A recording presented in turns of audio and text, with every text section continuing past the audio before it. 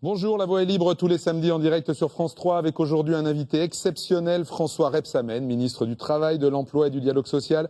Bonjour François Rebsamen. Bonjour. Merci de nous accorder un peu de temps dans un agenda de ministre. Chez vous, vous pouvez intervenir, vous l'avez déjà fait sur notre site internet, sur le réseau Twitter avec les hashtags F3 Bourgogne et LVEL Bourgogne. François Rebsamen, vous étiez au premier rang des ministres jeudi pour la conférence de presse de François Hollande. Ça sert à quoi ce genre d'exercice ? À faire la pédagogie et à dire où en est notre pays. En l'occurrence, il y avait tout un volet international parce que ce n'est pas rien, vous l'avez vu, la situation internationale est extrêmement compliquée.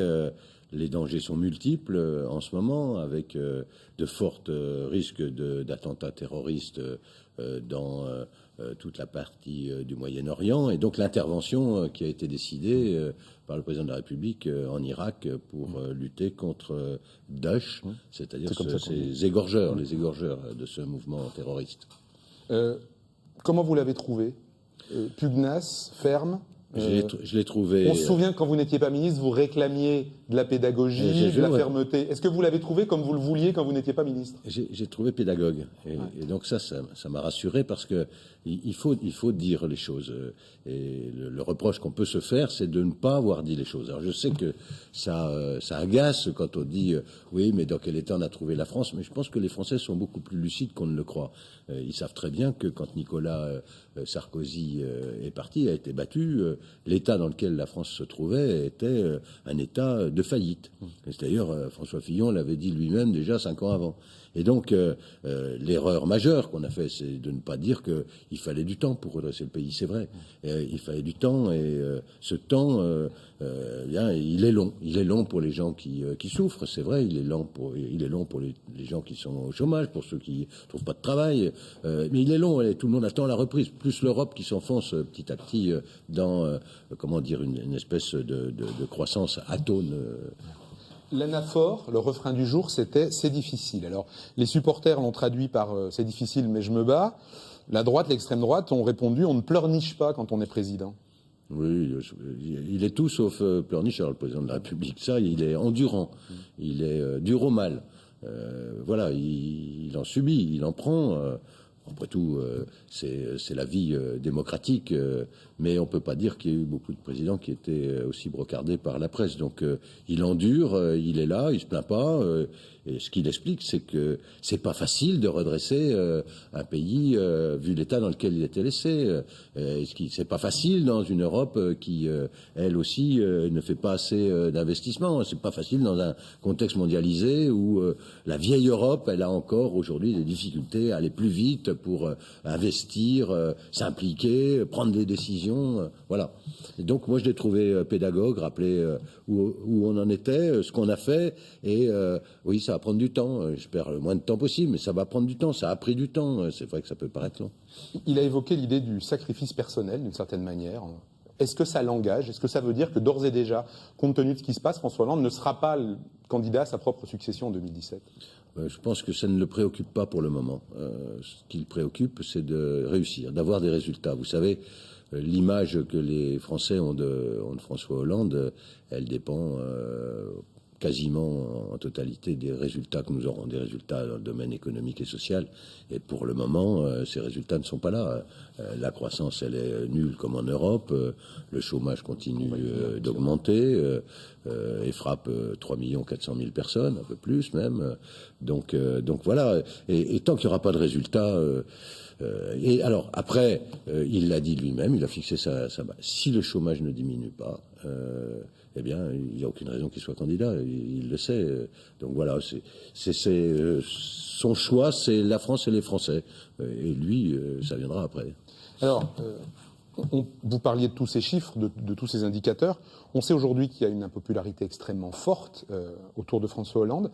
Il y a les chiffres, bien sûr, mais il y a aussi l'image. On entend énormément de choses.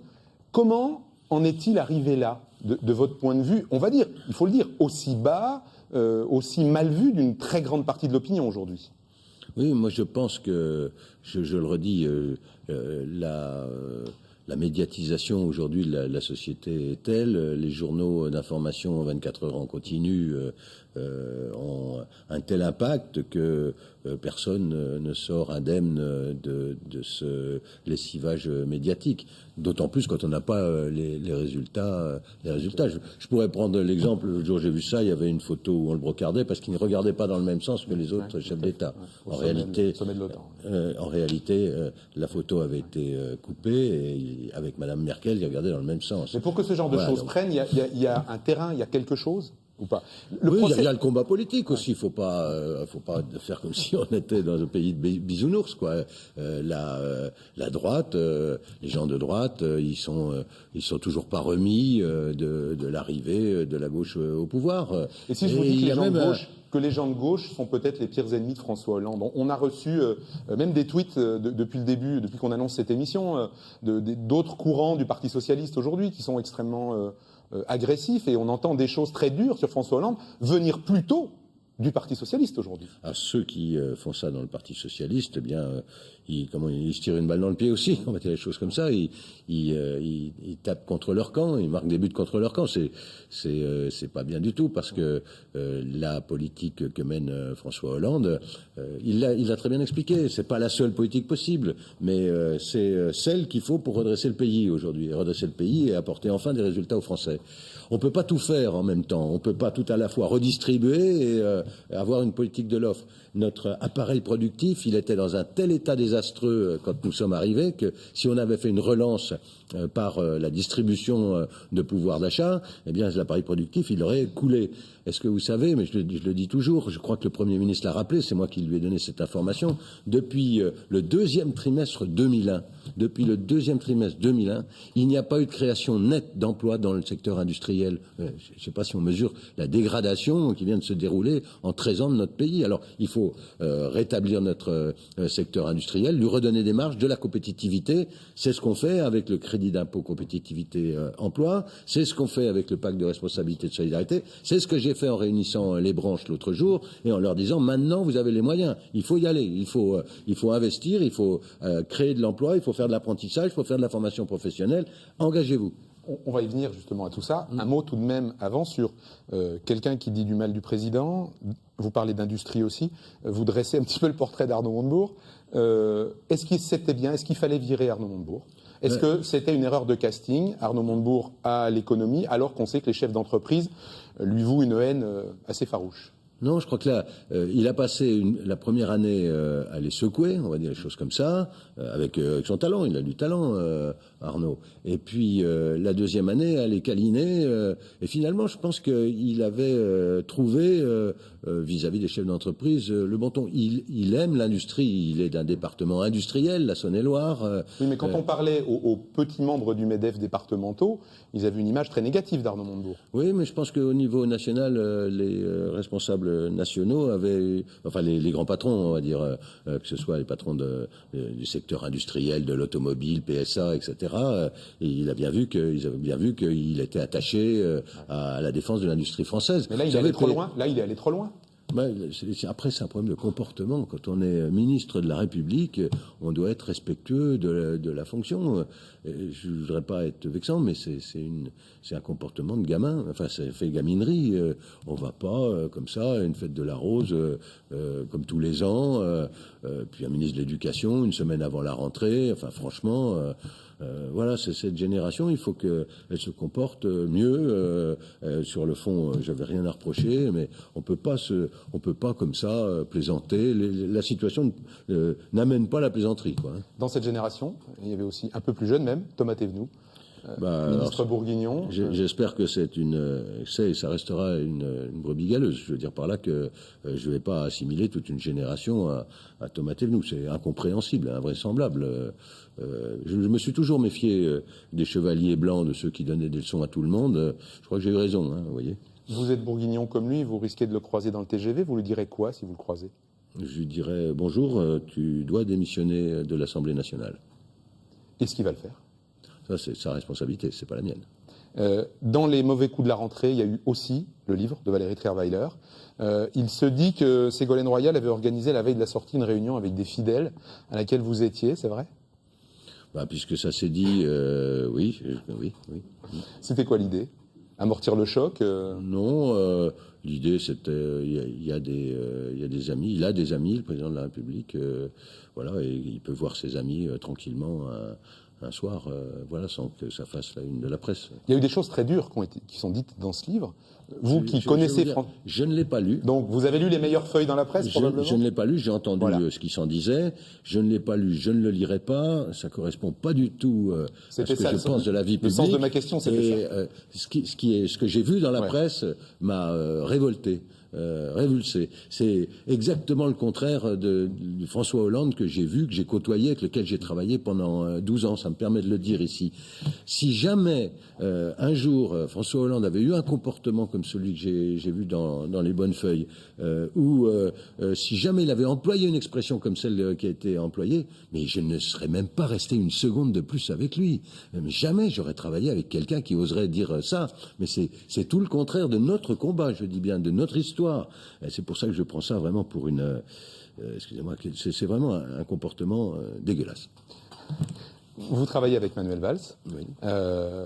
Il a dû affronter, demander un deuxième vote de confiance. Est-ce que ça se passe bien avec le personnage ? On a beaucoup dit pendant la campagne présidentielle, vous étiez un petit peu en concurrence pour le ministère de l'Intérieur à l'époque. Ça a été lui. Ça a été lui. Ça n'a pas été moi, ça a été lui. C'est comme ça la vie. Moi, j'avais d'autres satisfactions et tellement grandes ici, dans cette ville, dans cette agglomération. C'est la bonne personne à la bonne place, Manuel Valls, aujourd'hui. Il a, je crois, deux qualités majeures en ce moment. Il est dynamique. Bon, ça, d'autres personnes peuvent l'être, mais il est courageux. Il est courageux et il est volontaire.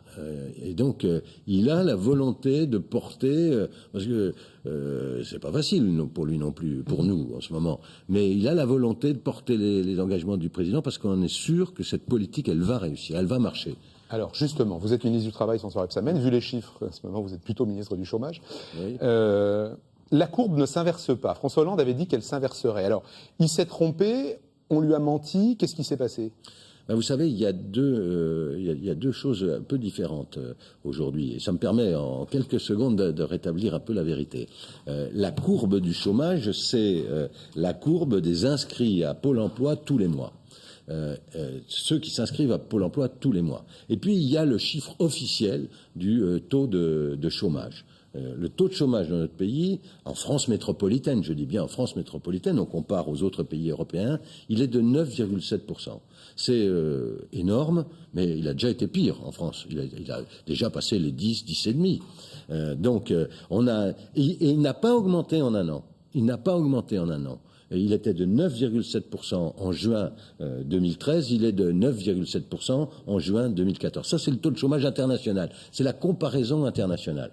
Mais on a l'impression que les commentateurs, ils veulent pas s'y arrêter. Ils veulent pas s'arrêter à ça. Pourquoi ? C'est pas de la faute des commentateurs. C'est parce que on a focalisé, mon prédécesseur, il a focalisé, parce qu'il pensait que ça allait marcher, sur le chiffre mensuel des inscriptions à Pôle emploi. Moi, j'ai sorti ça parce que je pense que c'est pas un bon référentiel. Je préfère donner un peu de temps pour porter jugement. Voilà. Bien sûr, je regarde les chiffres des inscriptions à Pôle emploi comme tout le monde. De toute façon, je suis bien obligé de les commenter tous les mois. Enfin, au bout de 2 ans et demi, le chômage n'a pas baissé. Mais au bout de 2 ans et demi, non seulement il a augmenté. Non seulement il n'a pas baissé, il a augmenté. Il avait augmenté de 800 000 sous Nicolas Sarkozy. On en est à 450 000 de plus. C'est insupportable. Et vous avez choqué les chômeurs, François Rebsamen, en demandant des contrôles. Alors, c'était quoi ? C'était volontaire, il y avait un but, ou c'était un mot qui a dépassé un peu votre pensée ? Non, parce que ça a fait un tollé, hein. Les bien-pensants, c'est sûr, ça. Y compris dans vos rangs, Parti socialiste. Oui. Premier secrétaire du Parti socialiste. Oui, c'est bien connu pour le travail qu'il a fait. Mais ce que je veux dire, c'est que vous savez, vous allez dans les milieux populaires, ils comprennent ça. Moi, j'ai pas voulu stigmatiser les chômeurs de ma vie.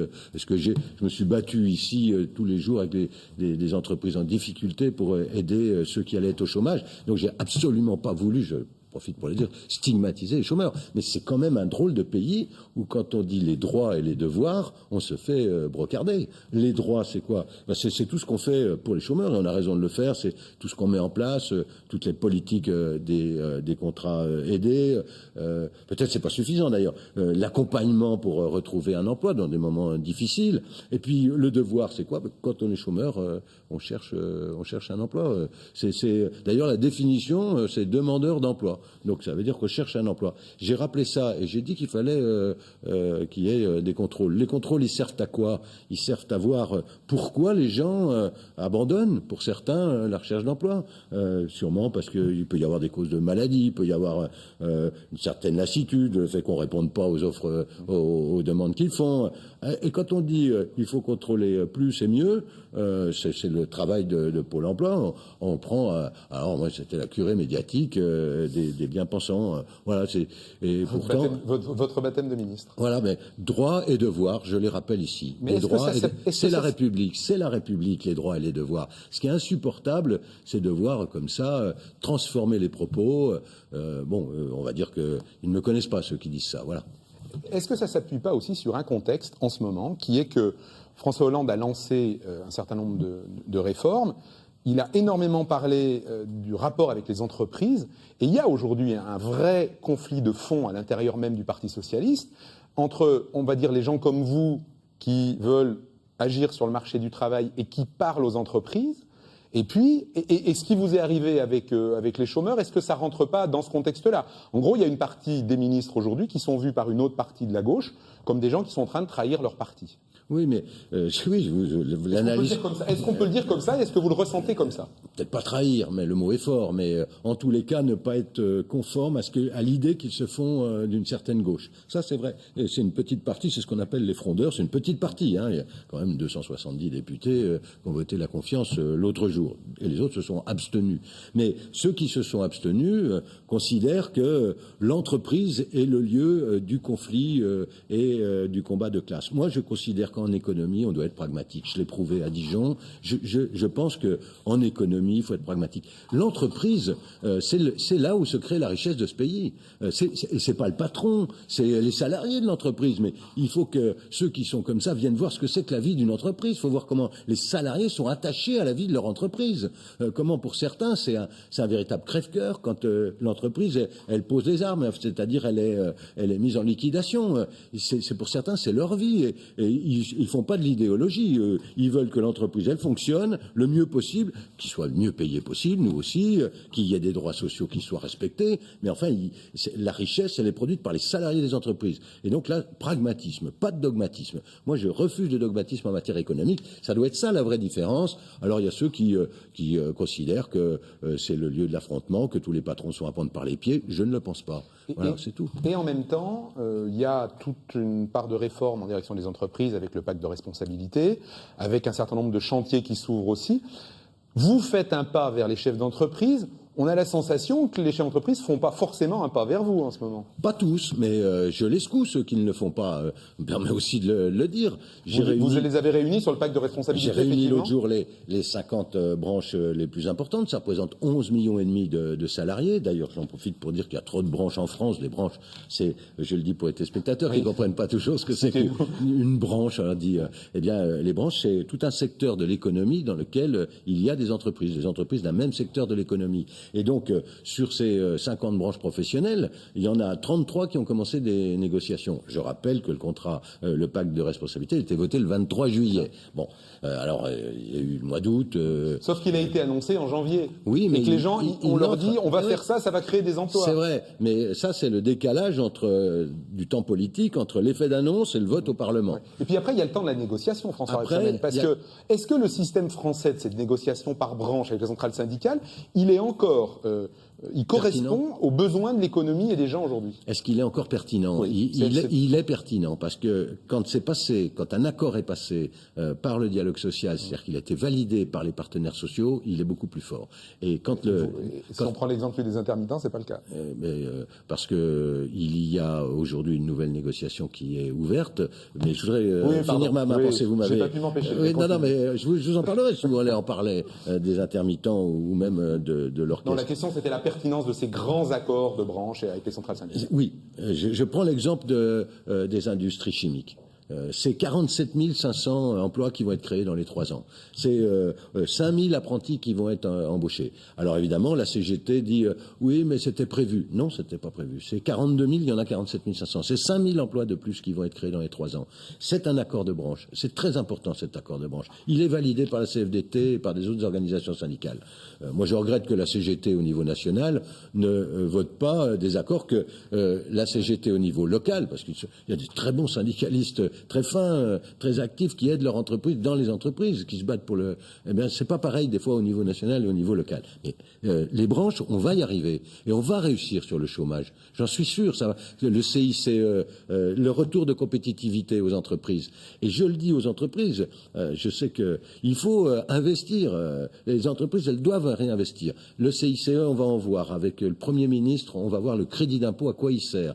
Dans les entreprises où on va, les entreprises, elles ont acheté des machines-outils, elles ont employé, elles ont fait de l'emploi. J'espère que ça va se traduire à un moment. Est-ce qu'il y a un décalage entre les entreprises dans la vie quotidienne et le MEDEF? De la même façon que vous évoquez ce décalage entre les syndicalistes locaux et les branches nationales et les confédérations. Si je le dis trop, j'aurais du mal à continuer votre fonction. Ma fonction, c'est-à-dire de négocier avec les... Mais je crois qu'il y a il faudrait que dans l'interprofessionnel, c'est-à-dire dans les grandes représentations au niveau national, il y ait moins de posture. Voilà, si je veux dire, il y a moins de posture. Et qu'ils s'inspirent un peu plus les uns les autres de leur efficacité dans les entreprises et dans les syndicats. Au niveau local. Dans les boîtes à outils pour essayer de créer de l'emploi, on a parlé du pacte de responsabilité, vous parliez du CICE. Il y a eu aussi un certain nombre de chantiers lancés. Alors, le MEDEF a fait des propositions, il y a des choses qui sont sur les rails. Un petit mot juste sur l'apprentissage, puisqu'il y a eu une opération. L'apprentissage, la baisse des apprentis actuellement, elle était liée à la suppression d'une aide aussi au début du gouvernement Ayrault. C'était une erreur. De toute façon, c'était une erreur d'avoir modifié ça. Mais on a analysé plus finement les choses hier avec les chefs d'entreprise, d'ailleurs, qui étaient là. Toutes les branches étaient représentées, les organisations syndicales. On a passé 8 heures de travail sur ce sujet. C'est multicausal. Mais c'était une erreur parce que ça a été un impact psychologique, ça a eu un impact plus psychologique que financier. Voilà, donc c'est rétabli. Dans une période de crise. Donc. Oui, je pense que c'était une erreur. Il faut dire les choses quand il y a une erreur. Alors on a rétabli. Hier, on a rétabli, on a doublé.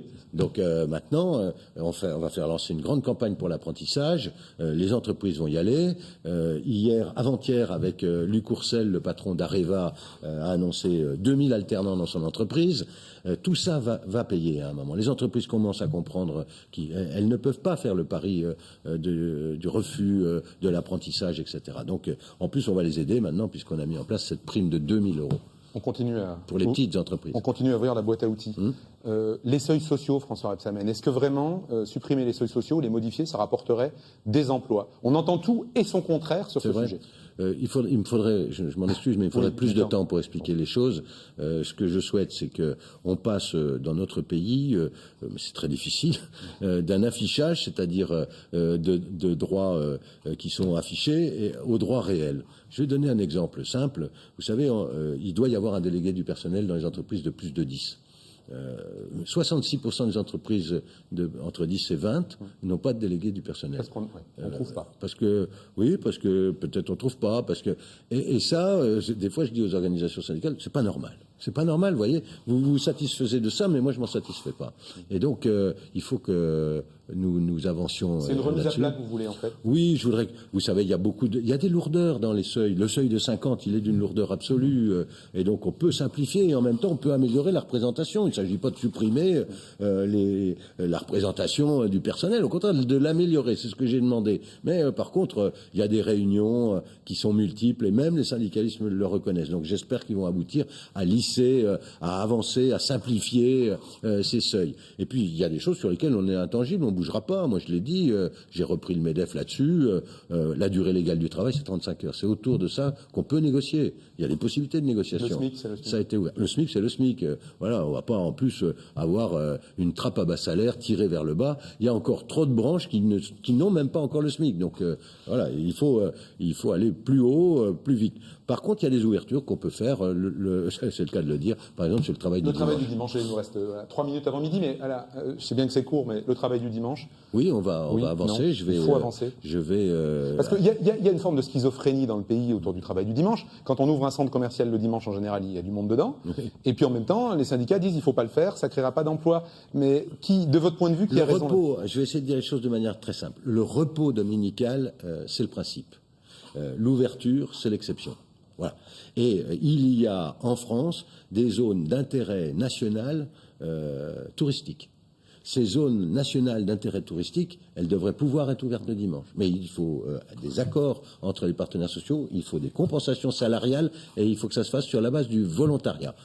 Est-ce que c'est normal que les Champs-Élysées soient fermés le dimanche alors que les touristes s'y promènent et que sinon ils vont faire leurs courses à Rome, à Londres ou parce que c'est comme ça que ça se passe aujourd'hui ou à Madrid? Mais est-ce que ça créerait de l'emploi qu'à Dijon les magasins soient ouverts le dimanche? Parce que finalement c'est ça qu'il y a dans le débat aussi. Non, mais à Dijon ou à Châlons ou à Nevers. À Dijon ou dans les métropoles régionales aujourd'hui on peut ouvrir jusqu'à 5 dimanches par an. Donc le rapport Bailly qui sera mon livre de base, le rapport Bailly qui a été fait et qui rencontrait l'assentiment des partenaires sociaux, il propose d'aller jusqu'à 12 dimanches. On va voir ce que les parlementaires en disent. Moi, je trouve que 12, c'est un peu beaucoup. Entre les deux, ce serait pour vous une bonne solution? Oui, et ça serait encore mieux si ça se faisait comme à Dijon sur la base d'un accord entre les partenaires sociaux. Ordonnance ou pas ordonnance sur le travail du dimanche? Les ordonnances, on explique que c'est beaucoup plus facile qu'un débat au Parlement habituel. Enfin, plus rapide pour l'exécutif. Oui, parce que le problème, c'est le temps. Ça aussi, il faudrait expliquer ça aux Français. Un jour, je suis preneur, puisque j'ai été président d'un groupe parlementaire, donc je peux en parler. Le temps parlementaire est beaucoup plus long que le temps économique, malheureusement. Vous l'avez dit pour le pacte de responsabilité, annoncé fin janvier par le président, voté fin juillet. Donc, non, je pense qu'on aura le débat. Il y aura pas de, je crois pas qu'on passera par ordonnance. Des fois, ça va pas plus vite. Sachant que c'est aussi un débat de société, le travail du dimanche, et que, voilà. Merci François Rebsamen déjà pour cette demi-heure passée en notre compagnie. On va se retrouver juste après les informations de midi. On parlera bien sûr du retour de Nicolas Sarkozy, forcément. On parlera un petit peu... C'est pas une surprise, hein? C'est pas une surprise, voilà, c'est un début de réponse. On parlera un petit peu de Dijon aussi, donc vous êtes conseiller municipal maintenant. Puis on dira un petit mot sur le livre dont on pensait que vous viendriez avec vous aujourd'hui, et moi aussi. Livre qui n'est pas encore sorti. Voilà, ce sera dans une poignée de minutes après les informations de midi, avec Elsa Bezin tout de suite. À tout à l'heure pour la deuxième partie de La Voix est libre.